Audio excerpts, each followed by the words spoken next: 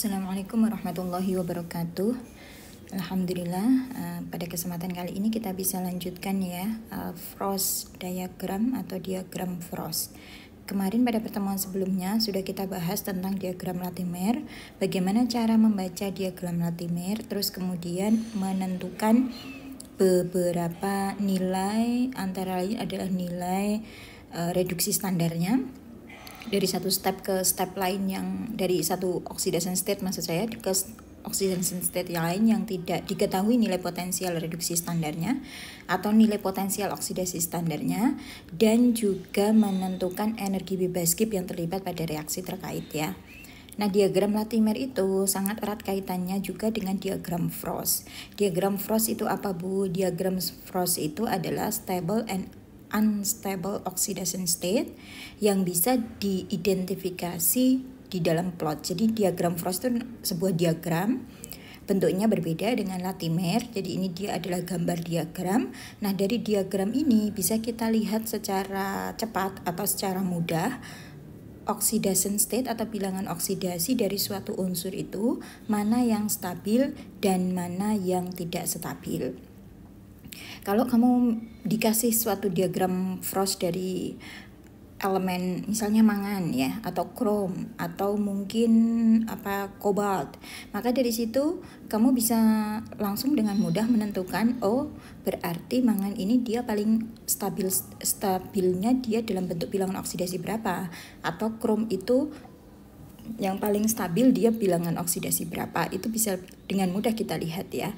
Gambar diagram Frost ada yang di sebelah kanan di layar ya. Itu contohnya adalah untuk mangan. Nah, nanti untuk mangan yang kemarin diagram Latimernya sudah kita bahas ya. Di sana Frost diagram for mangan di dalam ini ya, asam ya, larutan asam. Nah, di sini kita bisa lihat ada garis dari satu bilok ke bilok lain. Ini kan di mangan kan ada beberapa bilok kemarin. Nah, dari garis ini nanti bisa kita lihat. Misalnya ini di sini ada unstable species. Berarti dari yang dipanah ini adalah spesiesnya unstable. Sebenarnya tidak hanya stability saja yang bisa kita lihat, kita juga bisa melihat mana yang dia bersifat menjadi suatu oksidator paling kuat, atau mungkin dia bersifat sebagai reduktor. Itu juga bisa kita lihat di sini ya. Di sini ada kaitannya, ada compound yang tidak stabil atau senyawa yang tidak stabil, itu biasanya dia berada dalam higher on the plot ya. Nanti kita bahas lebih rinci saja ya, mana yang unstable dan mana yang stabil.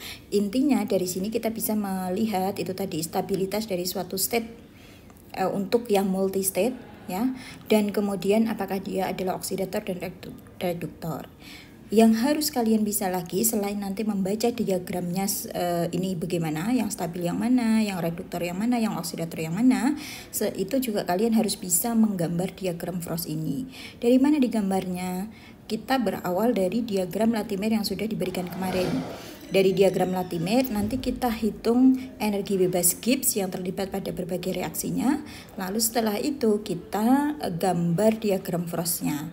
Setelah digambar diagram Frostnya, berarti kita akan menentukan stabilitasnya. Jadi step 1 berarti dari Latimer ya. Setelah dari Latimer kita kemana? Kita hitung energi Gibbsnya pada satu reaksi, tahap-tahap reaksi pada bilangan oksidasi tertentu. Terus dari ini kita akan konstruk diagram Frostnya. Nah, dari setelah dikonstruk diagram Frostnya kita akan melihat stability-nya. Oke, kita lanjut langsung di sini. Bagaimana kita mengkonstruk diagram Frost gitu ya? Bagaimana caranya? Pertama adalah tulis semua step by step reaksi yang terjadi dari yang ada di dalam diagram Latimer.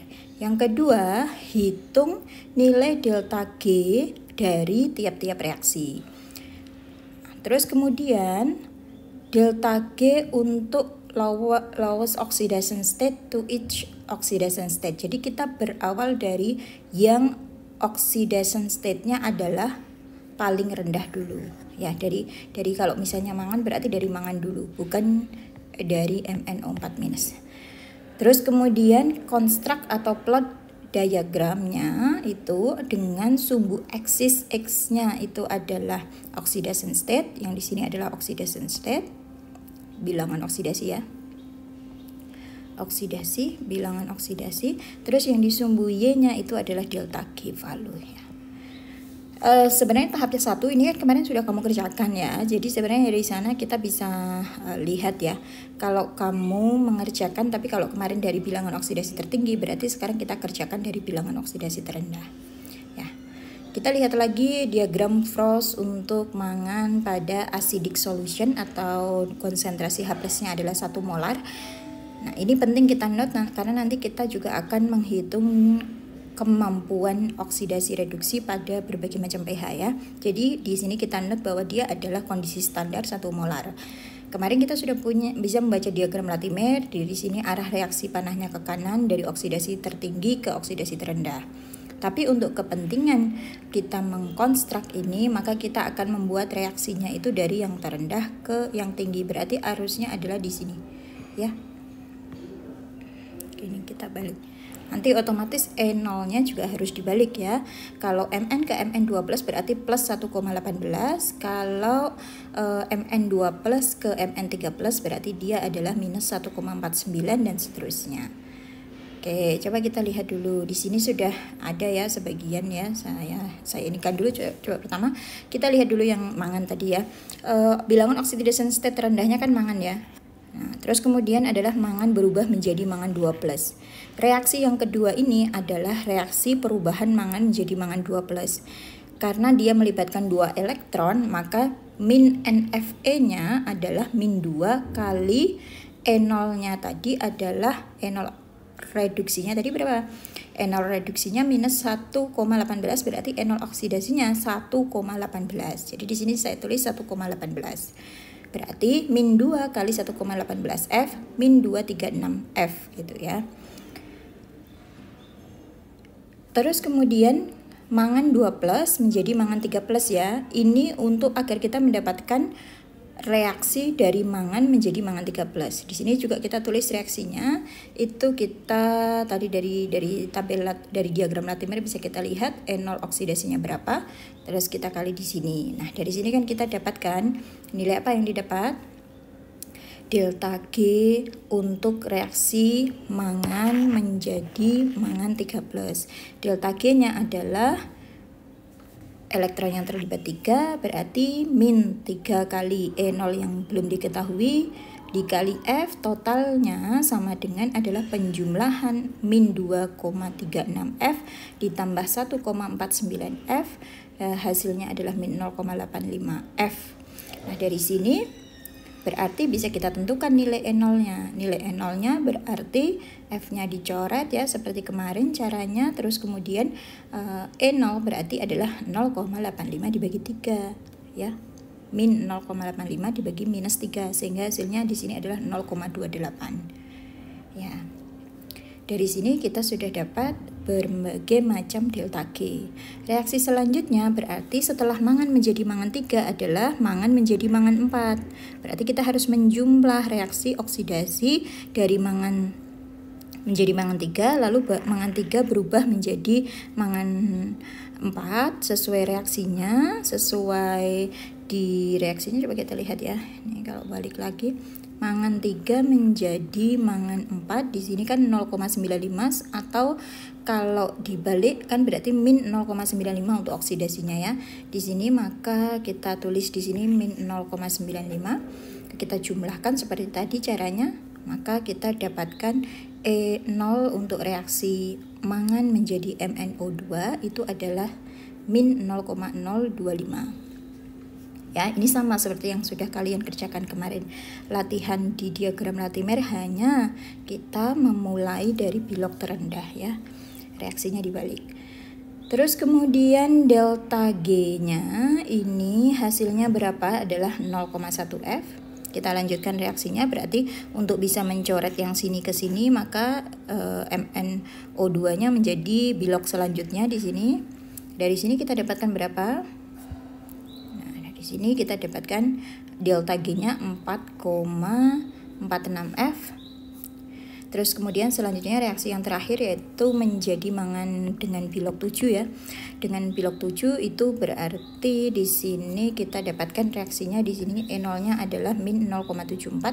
Setelah itu delta G-nya adalah 5,2. Kalau kamu pengen tahu mungkin nggak mangan itu menjadi mangan 2+. Kalau kita lihat E0-nya di sini sangat positif ya, jadi dia sangat mungkin delta G-nya juga negatif. Reaksi terbentuk itu kan ketika, atau reaksi berjalan secara spontan itu kan ketika E0-nya positif atau delta G-nya negatif. Kalau pertanyaannya mangan menjadi mangan 3+, terbentuk enggak? Terjadi enggak? 0,28 minus 0,085, jadi ini masih terbentuk. Mangan menjadi MnO2 itu ternyata dia E0-nya sudah mulai negatif, terus kemudian delta G-nya sudah mulai positif ya. Kalau secara teoritis maka reaksi ini sudah sukar terjadi. Tetapi kadang dalam suatu kondisi dia masih memungkinkan untuk terjadi, misalnya pada perubahan pH atau bagaimana gitu ya. Terus kemudian mangan menjadi MnO42- itu di sini semakin negatifnya semakin tinggi, di sini positifnya juga semakin tinggi delta G-nya. Kemudian mangan menjadi MnO4-, di sini negatifnya semakin tinggi, ini di sini positifnya delta G-nya juga semakin tinggi. Oke Bu, sudah selesai reaksinya. Apa yang harus kita lakukan untuk mengkonstruk? Ingat tadi dari Latimer kita buat reaksi untuk tiap step. Reaksi dari tiap step kita hitung delta G-nya, kita sudah dapat delta G-nya masing-masing. Terus kemudian delta G mana Bu yang dipakai? Mn yang terjadi perubahan dari bilog terendah tadi ke masing-masing oxidation state. Misalnya dari Mn ke Mn2+. Ini ya, di sini ya, reaksi yang pertama ini Mn Mn2+. Ini berarti delta G ini adalah untuk Mn2+. Mn menjadi Mn3+. Berarti delta G ini untuk siapa? Mn3+. Oke. Mn menjadi MnO2 di sini. Ini delta G-nya untuk siapa? Ini adalah delta G untuk MnO2 di sini.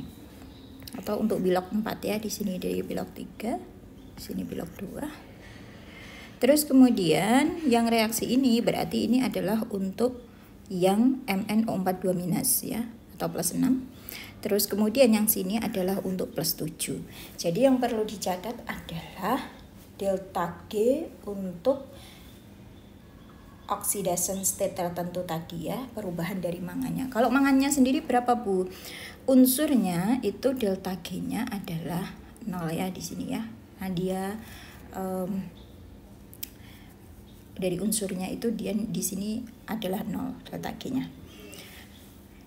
Oke, sekarang kita berarti menggambar langkah selanjutnya ya. Langkah selanjutnya adalah kita gambar. Yang pasti kita punya berapa macam data delta G. Coba kita lihat ini geser. Nah, tadi kita punya pada saat dia bilognya 0 Mn kan delta G-nya 0. Terus pada saat bilognya 2 untuk Mn2+ di sini tadi kan min 2,36. Untuk bilog 3 Mn3+ tadi dia min 0,85. Terus kemudian untuk 4 tadi min 0,95 ya tadi ya. Sini 0,1 atau 0,95 kalau mau lebih presisi. Terus di bilog 6 tadi 4,64, bilog 7 5,18. Coba kita lihat dulu. Kita lihat bilog 7 5,18 ya. Karena dibalik kita. Ini 5,2 ini dihitung di ini kan ya 5,18 kalau mau presisi 5,18 F. Terus tadi 4,64 ya. Terus tadi 0,1 atau ya 0,1 ya. Oh ya betul ini 0,1 bukan 0,95 ya tadi. Terus kemudian min 0,85, terus min 2,36, terus kemudian 0. Ini yang kita masukkan ya. Intinya kan ada banyak sekali delta G ini. Mana yang saya pakai Bu? Yang menunjukkan reaksi perubahan dari Mn ke berbagai oxidation state tadi, kedua, ketiga, keempat, keenam, ketujuh gitu. Dari situ kita bangun diagramnya. Cara bangun diagramnya pertama kita punya sumbu X dan sumbu Y ya. Sumbu X-nya apa? oxidation state atau oxidation number ya, atau oxidation state atau bilangan oksidasinya. Sumbu Y-nya apa? Sumbu Y-nya adalah min NFE atau ini adalah delta G. Dari sini kita gambar pada bilangan oxidation state 0 ya. Dia delta G-nya berapa tadi? 0, maka di sini posisinya 00. Pada bilangan oksidasi 2, tadi posisi delta G-nya adalah min 2,36. Berarti kita gambar di min 2,36 di sini dapat.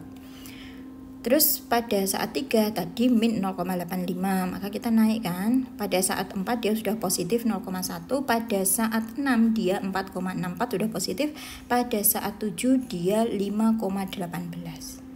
Dari sini kita dapatkan pola diagram Frost untuk mangan ya.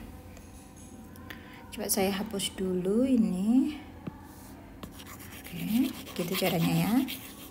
Bisa, kalau bisa sudah kemarin sudah pelan-pelan. Jadi insya Allah bisa. Nah, terus kemudian sekarang apa yang harus dilakukan adalah membaca kesetabilan dari bilangan oksidasi mangan yang tertentu 0, 2, 3, 4, 6, 7 itu mana yang stabil, mana yang unstable seperti itu ya. Coba kita lihat. Nah, bagaimana cara membacanya? Tadi sekilas sudah ada bahwa kalau yang modelnya seperti ini adalah unstable. Tetapi secara rinci bagaimana? Secara rinci seperti ini. Ya, coba diperhatikan gambar 5.5 yang paling kiri ini dari bukunya Atkins ya. Atkins bukannya physical chemistry tapi inorganic chemistry. Nah, di sini coba kita perhatikan di sini gambar yang paling kiri ini.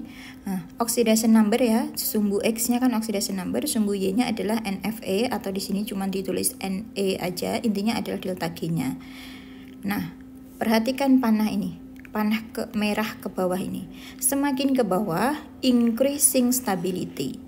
Karena semakin ke bawah kan berarti delta G itu akan semakin negatif kan. Semakin negatif, semakin kecil, semakin negatif, semakin stabil.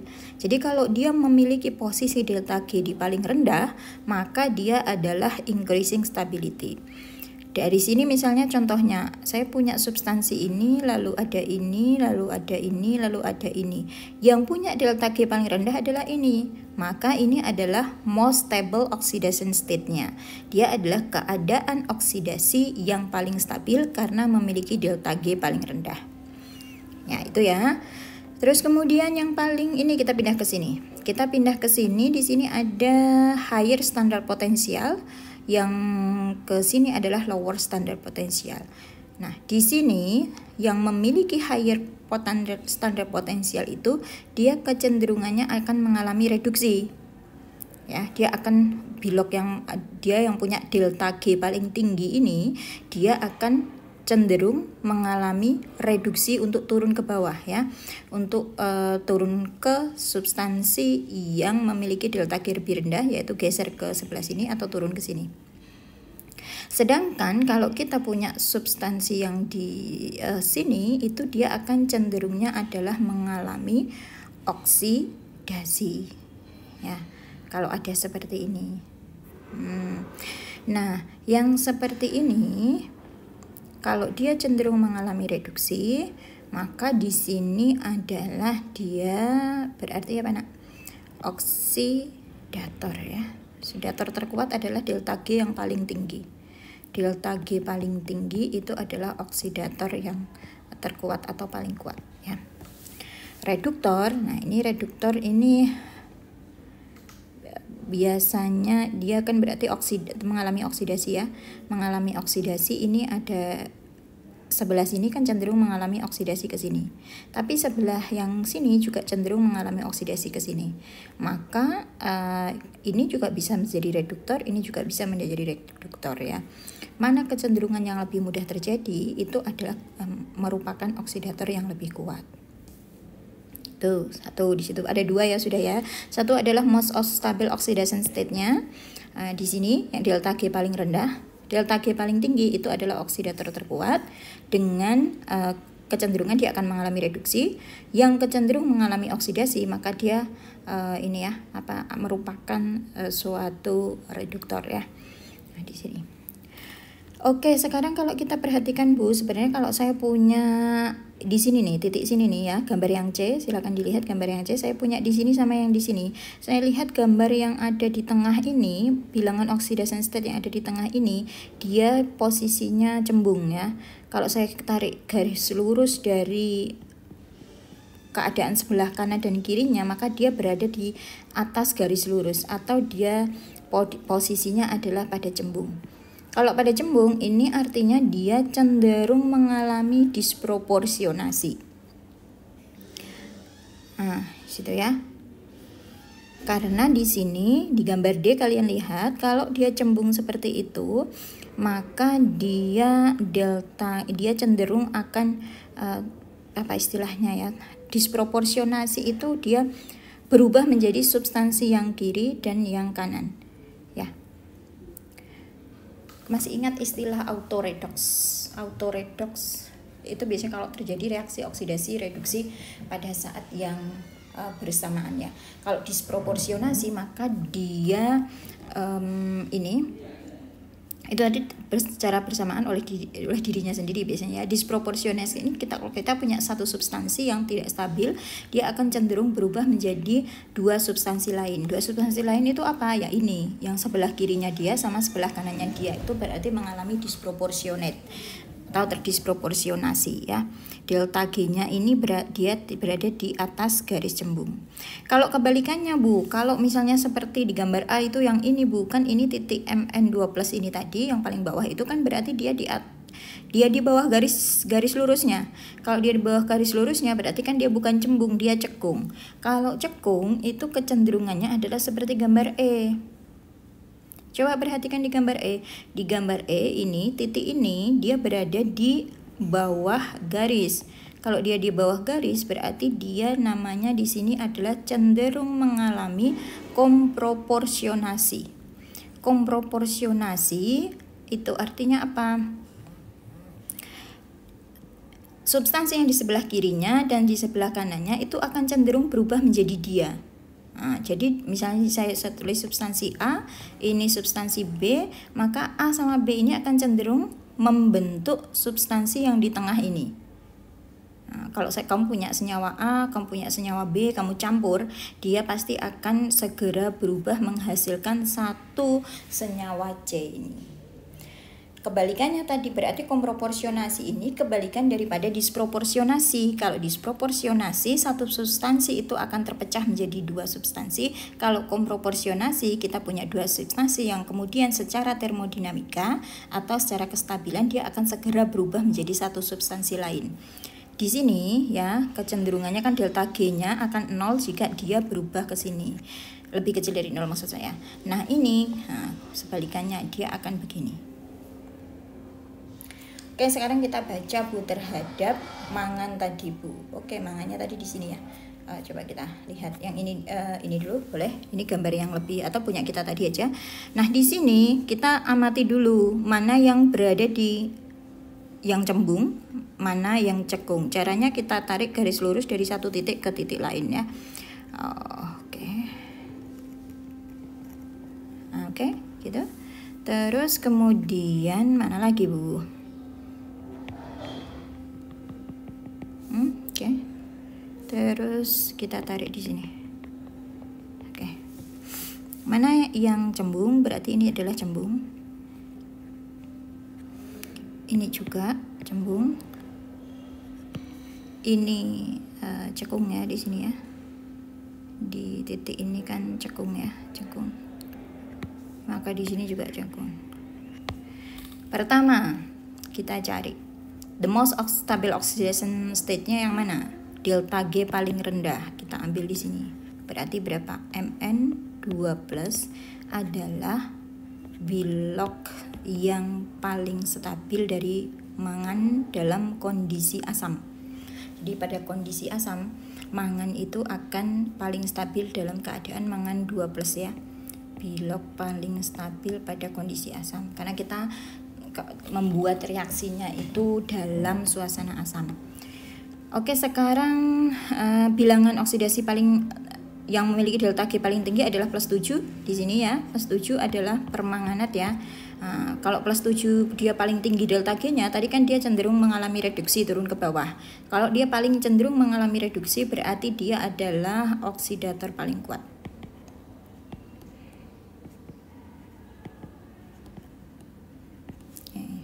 Sekarang yang cembung atau titiknya berada di atas garis lurusnya, ini berarti mengalami disproporsionasi. Di sini juga mengalami disproporsionasi. Nah, yang cekung di sini berarti dia mengalami tadi komproporsionasi, sama yang di sini juga mengalami komproporsionasi. Oke, sekarang paling stabil tadi, paling stabil adalah Mn2+, oksidator terkuat oks saja ya, oksidator ya. Oksidatornya di sini adalah MnO4-. Terus kemudian apa?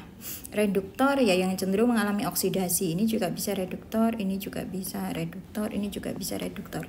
Tetapi kalau dia teroksidasi, mana yang menghasilkan delta G paling stabil kan ini geser ke sini ya, menghasilkan delta G paling rendah kan ke Mn ini. Jadi mangan ini adalah reduktor. Terus apa nak selain reduktor? Dispro. Oke, dispro. Dispronya apa saja berarti? Dispronya adalah mangan 3+. Selain mangan 3+ apa di sini? MnO4-. Ini adalah yang substansi yang mengalami disproporsionasi. Komproporsionasi. Mana yang mengalami komproporsionasi adalah yang cekung. Mn2+. Terus kemudian yang cekung lagi satu adalah MnO2. Artinya kalau Mn2+ berarti kalau saya mencampur mangan dengan mangan 3, maka kedua substansi ini dia akan berubah menjadi mangan 2. Kalau kita buat reaksinya, mangan menjadi mangan 2+, terus kemudian mangan 3+ menjadi mangan 2+, maka ini secara nilai energi, maka ini akan menghasilkan delta G lebih kecil dari 0, atau reaksinya ini adalah terjadi secara spontan ya. Reaksinya terjadi secara termodinamika, itu terjadi. Oke, dari sini semoga bisa ditangkap ya. Dan ini harus melakukan menghitung, terus kemudian menggambar supaya memiliki experience dalam membuat dan menganalisis diagram Frost-nya. Nah, ini sama tadi ini dari buku, jadi versi yang lebih jelas. Ini 0, Mn2+, Mn3+, MnO2, MnO4-, MnO4-. Ini kan tadi kecenderungan mengalami reduksi ya. Kalau kamu ingat, kalau kamu biasanya praktikum ya, praktikum titrasi permanganometri ya. Titrasi permanganometri ini kan dia digunakan, permanganatnya kan digunakan sebagai oksidator ya. Otomatis permanganat yang sebagai oksidator ini dia akan mengalami reduksi. Sebagaimana di sini juga delta G-nya dia paling tinggi, sehingga dia akan cenderung mengalami reduksi. Kalau di dalam praktikum biasanya kamu taunya dia kan tereduksinya kan mentok langsung ke sini. Mn2+ yang paling stabil kan, perubahan warna ungu. Nah, ini adalah pink yang sangat ini ya. Biasanya Mn2+ itu tidak berwarna, tapi biasanya masih ada sisa sedikit di situ, di titik titrasi itu agak pucat gitu ya, pink pucat gitu. Kalau secara literatur ya ini bisa dicari. Biasanya sangat pucat, hampir tidak berwarna gitu. Di situ ya. Jadi kan kamu biasanya kalau titrasi kan langsung dia berubahnya menjadi Mn2+. Yang kamu catat sebagai titik akhir dari titrasi karena dia mencapai nilai delta G paling rendah dari bentuk mangan ini, atau most stable oxidation state-nya. Di sini. Nah, kalau kamu lihat dari gambar ini juga, itu kamu lihat bahwa mangan 3 itu kan dia cenderung mengalami disproporsionasi, berarti dia tidak stable and unstable ya.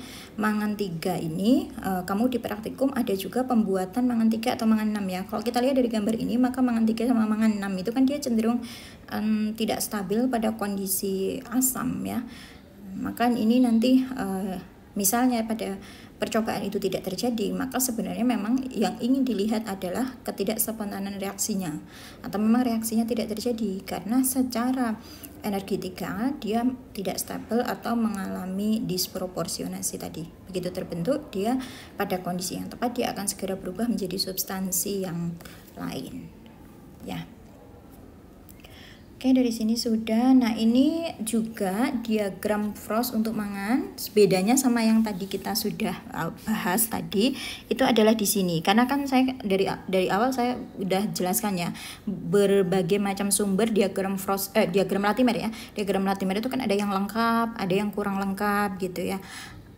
Saya menampilkan keduanya supaya kalian tahu bahwa ada perbedaan itu dan kamu tidak perlu mana yang benar, semuanya benar, cuman mana yang lebih detail aja, mana yang lebih detail, mana yang lebih lengkap gitu. Jadi kita bisa bekerja dengan keduanya, tidak masalah, hanya bergantung pada data apa yang dikasihkan ke kamu, yaitu yang kita selesaikan ya kan.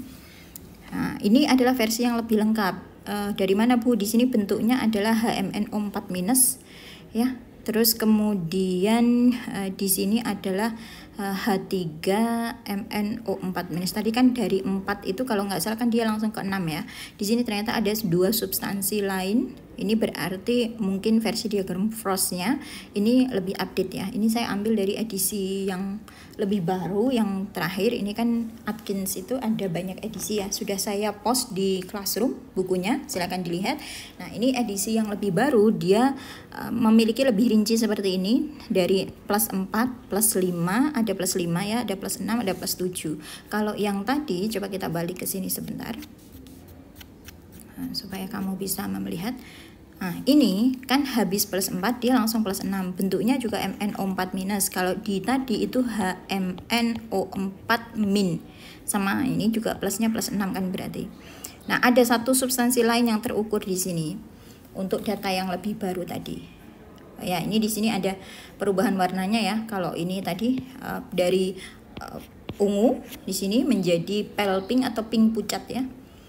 Yang lebih mudah diidentifikasi juga adalah MnO2, ini padatan berwarna hitam.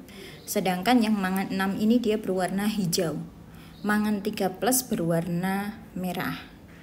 Ya, dari warna-warna ini kamu bisa mengidentifikasi pada saat proses titrasi atau pekerjaan di laboratorium itu reaksinya berhasil apa enggak, itu bisa kamu lihat dari sini ya.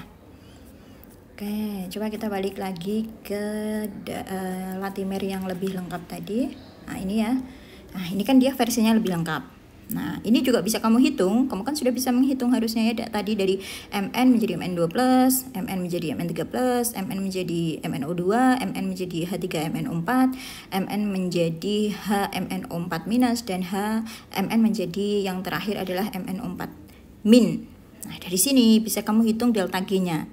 Sama seperti tadi caranya, dari situ kita akan dapatkan diagramnya. Kalau kita lihat dari sini apa ya yang beda? Coba kita fokus ke bagian yang nggak ada tadi kan di sini sama di sini ya. Dari sini kita lihat bahwa mangan ini mangan 5 ya, dia adalah disproportionate mangan 5. Terus kemudian ini mangan 6-nya, kalau data kita tadi kan karena kita langsung dari mangan 4 ke mangan 7 ya. Mangan 4 ke mangan 7 otomatis dia ada disproportionate kalau kita lihat di sini. Kalau di sini kita gambar dari mangan 5 ke mangan 7, dia sangat kecil sedikit Bu di atas ini. Ya, sebenarnya kalau mau lebih presisi kan tergantung kamu kepresisian sumbu Y-nya juga ya. Selisih kalau kamu semakin skalanya semakin kecil, maka semakin akan terlihat perbedaan dia di atas atau di bawah sumbunya, itu akan semakin kelihatan. Ya, pH 0 atau kondisi 1 molar tadi ya. Oke, dari sini adalah diagram Frost ya. Oke, dari sini sudah bisa. nanti saya terangkan tentang disproportionate sama komproporsionasi ya di video selanjutnya. Tapi di sini saya ingin mengakhiri dengan seperti biasa adalah bagaimana saya mengecek pemahaman kamu ya tentang apa yang sudah kita bahas tadi. Oke, di sini saya punya 2 diagram Latimer, Chrome dan pada kondisi asam dan kondisi basa. Terus di sini ada ClO4- sama BrO4- pada kondisi asam ya. Saya cuma minta satu aja. Di sini juga ada F2 ya ternyata. Oke, saya cuma minta satu aja untuk dikerjakan, yaitu ini CR dalam kondisi acidic solution ya. Dikonstruk diagram Frostnya. Setelah itu nanti dianalisis mana yang the most stable oxidation state-nya, terus kemudian oksidatornya yang mana, reduktornya yang mana, terus kemudian lagi adalah mana yang mengalami disproporsionasi dan mana yang mengalami komproporsionasi. Ya, dikerjakan tulis tangan ya. Nanti saya buatkan ininya di Classroom sehingga kalian bisa mengupload hasil pekerjaan kalian ya. Ini untuk mengecek pemahaman kamu. Nanti ujian juga ya seperti itu, membangun diagram Frost juga. Oke, terima kasih atas atensinya. Semoga bermanfaat. Barakallahu li wa lakum. Assalamualaikum warahmatullahi wabarakatuh.